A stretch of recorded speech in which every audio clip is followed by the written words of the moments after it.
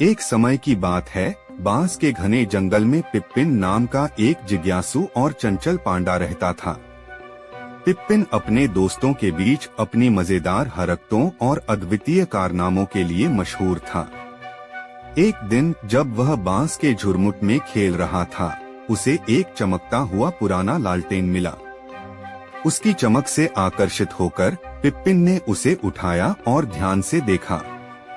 लालटेन पर जमी धूल को हटाने के लिए जैसे ही उसने उसे रगड़ा, अचानक एक शरारती जिन बाहर आया। जिन ने हंसते हुए कहा, हे प्यारे पांडा, मैं तुम्हारी 3 इच्छाएं पूरी कर सकता हूँ।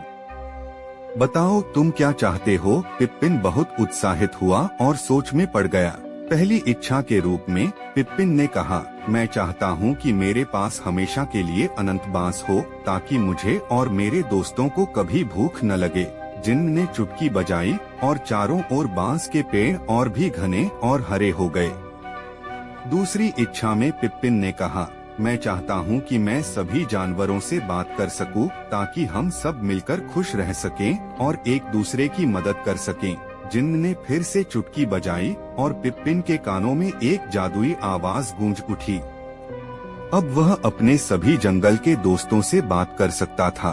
तीसरी इच्छा के लिए पिप्पिन ने बहुत सोचा और कहा, मैं चाहता हूँ कि हमारे जंगल में एक भव्य सर्कस हो, जहाँ हम सब मिलकर शानदार शो कर सकें और सबको खुशी और मनोरंजन दे सकें। जिन ने मुस्कुराते हुए आखिरी बार चुटकी बजाई और अचानक जंगल के बीचों बीच एक विशाल सर्कस का तंबू खड़ा हो गया।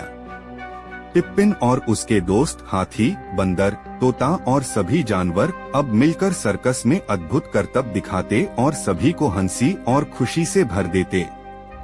पिप्पिन का सर्कस जंगल भर में मशहूर हो गया और दूर दूर से जानवर उसे देखने आते।